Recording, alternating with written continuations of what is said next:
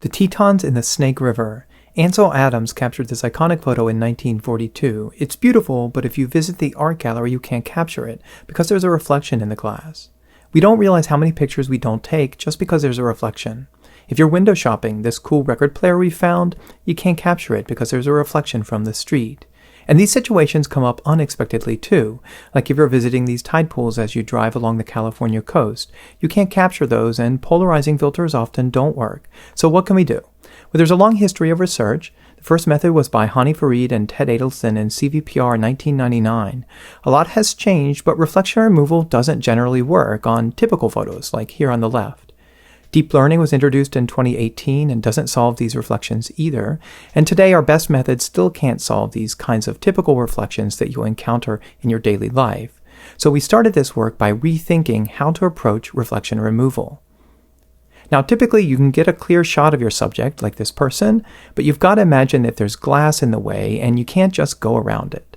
Like this, with glass in the way, light from behind will bounce back into the camera to create this distracting secondary image.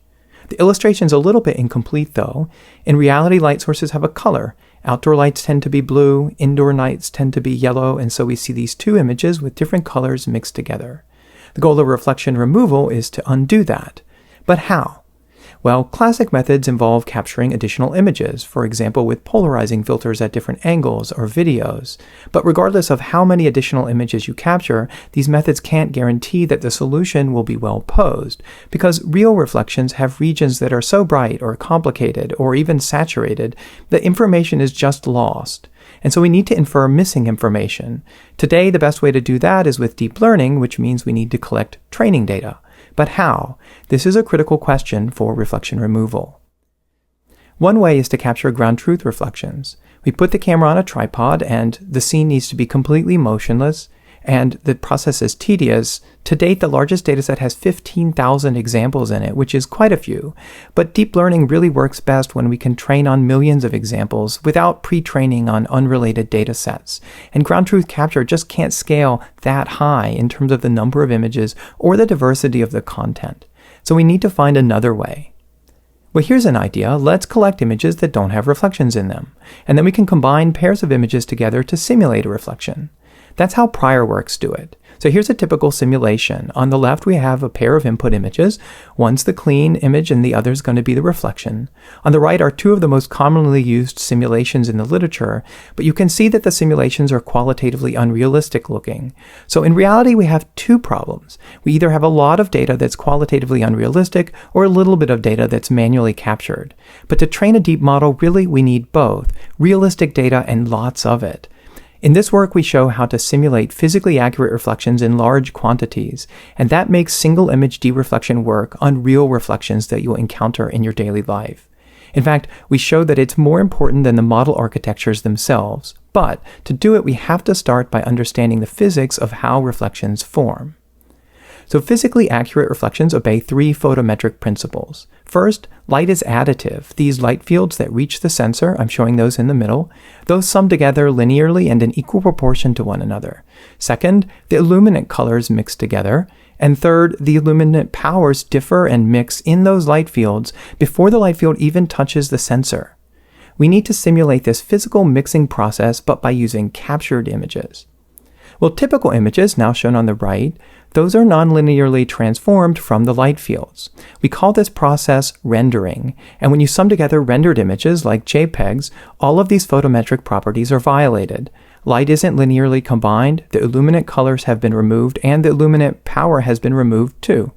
So summing together rendered images like JPEGs simply cannot simulate a reflection because the very information that we need has been removed. So if we're going to do it, we need to understand what's happening inside this function f that renders the raw sensor data. And that means we need to use raw images to simulate a reflection. Raw images are rendered according to the following key steps. First, the light field is digitized onto the sensor, then it's converted to XYZ color, and then it's white balanced. And note that these steps actually differ from what you'll read in the literature. But we can white balance in XYZ, and indeed the Adobe Camera RAW rendering pipeline allows you to do just that, and it turns out that this is critical to simulate reflections.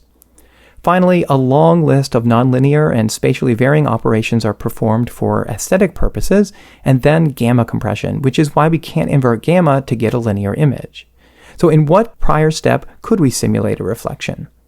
Well, you can't do it in step 1 because the pixel values depend upon the sensor of the camera, and you can't do it in step 3 because the white balancer has removed the illuminant color. But step 2 is ideal. This XYZ color space preserves all of the photometric properties that we need, so we base our simulation here. So here's our pipeline. On the left, we have 2 raw images that come in. We convert those to XYZ color, divide by the exposures, and sum. That's in the center. We then re-expose and white balance. That's it. Along the bottom, we have that reflection layer. Note that it goes through this geometric simulation. This darkens it according to the Fresnel equations, which determine how much light can be reflected from the surface on the glass. On the right, we have 3 output images, the clean image, the mixture, and the reflection, and these are photometrically equivalent to mixing the light fields, even when those images are coming from different cameras. So let me show you some examples. Here I have 3 different cases, and in each case there's a pair of images. One is real and the other is simulated, and I'd like to ask if you can spot the simulations. If you're not sure, there's a hint on the bottom of the slide. I think you'll find that the simulations are quite realistic and you might not be able to tell a difference. So we rendered 2 large data sets of these reflections, each with 1 million images and at 2 different resolutions. For the source raw images, we're using publicly available data sets that I've noted in the upper right. But note that this simulation alone is not sufficient. If you generate reflections at random, many will be either invisible or so complicated that you can't interpret what you're looking at. To render these datasets, we search 100 million random cases to find reflections that are visible and interpretable. And this search process uncovers photometric priors that govern the appearance of reflections. These are illustrated on the bottom. On the left, windows often reflect over outdoor scenes because they're bright enough to do so, and many reflections are nearly invisible. On the right, when you're looking indoors, reflections tend to be blue, but if you're looking outdoors, they tend to be faint because it's really bright outside. Okay, so now we've got a data set. We just need some models to train. So in this work, we developed a new baseline reflection removal system. It comprises 2 models. Here's the first one. It runs at 256p, and it accepts an optional context photo as input. This is a second image that you capture by looking behind you. We designed this model to be lightweight for mobile, and that's important because it's going to give us a lower bound on the quality that we should expect from reflection removal systems. Most importantly, we train this model from scratch solely on simulated reflections, and then we test on real images. But this is just the first model. We also designed a guided upsampler that takes us up to full image resolution. You can see details in the paper. Okay, let's try it out.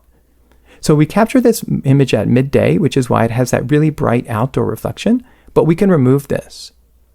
Now our model outputs 2 images, the clean image but also the reflection, because that can be used for artistic purposes among other things. Now what about prior works? Well, here on the right I have Chong in 2018 and DSRNet in 2023. These methods require 8-bit images like JPEGs as input, and they tend to fail on these kinds of strong outdoor reflections that you'll find at midday. Let's try another one. This was captured in the Louvre. The gallery has very bright windows that kind of ruin the shot, but we can remove these. And what about prior works? Well, they either fail or they tend to distort the global image color. Okay, so this seems to be working. Let's quantify it. So to test prior 8-bit models, we rendered our physically accurate test set using Adobe Camera RAW, and this first bar is showing you the average image quality. It's 78% because those images have been degraded by the reflections. So let's improve the image quality by removing the reflections. Here are 3 prior works. On the right, DSRNet in 2023, Chu in 2024, those bring the quality up to 80%.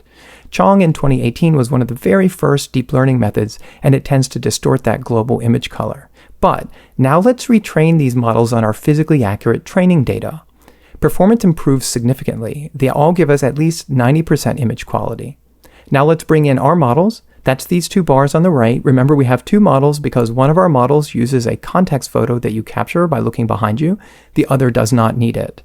We find that our models roughly double the performance improvements made since Chong's 2018 paper, and that's happening because we can train our models from scratch because we have 1.2 million physically accurate reflections to work with. Okay, so this result's really nice, but what about the simulation itself? How important is that? Well, we can disable it. We can turn off all of the features that make it physically accurate.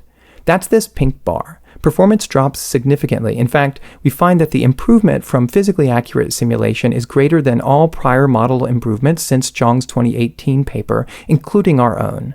And you can see this in real-world examples. So here's our result on the record players. You can see along the top, we're able to remove that reflection. On the bottom, prior works fail, but now let's retrain them on our physically accurate training data. That's shown on the lower right. All of the output images improve significantly. In particular, note that reflection layer is much sharper. And by the way, the reflection layer is essential because all models will sometimes swap these two images, and so a user needs to be able to select which image they'd like to keep as their output. Okay, now what about failures? Well, our models tend to fail when the reflection is very complicated. Note these red arrows. We're mixing together pieces of the two scenes. Okay, now let's talk about reflection editing. So we captured this picture of this puppy, and you can see what he's looking at in the reflection, but it's also a little bit confusing, so let's remove it. All right, this result's really nice, but perhaps you'd like to keep a little bit of the reflection in order to give context to the photo. Well, now we can edit the reflection layer. Here's an example. I've removed the reflection on the left-hand side of him, but kept it on the other, and I've also balanced the color of the reflection to complement the background in the photo. And by the way, you can do this now too, because it's running in Adobe Photoshop and Lightroom. Just note that our production models might differ from the paper. Oh, and one more thing, you can now do this on your iPhone because we just launched reflection removal in Adobe's new camera app, Project Indigo. You can scan the QR code to download it. In conclusion, we find that physically accurate simulation is more important than prior model improvements, and training on physically accurate data in large quantities makes single image dereflection work on real reflections that you'll encounter in your daily life. We also found that small models are sufficient to outperform the current state of the art, and finally, reflection removal is now a commercially useful product for photographers. Thank you very much.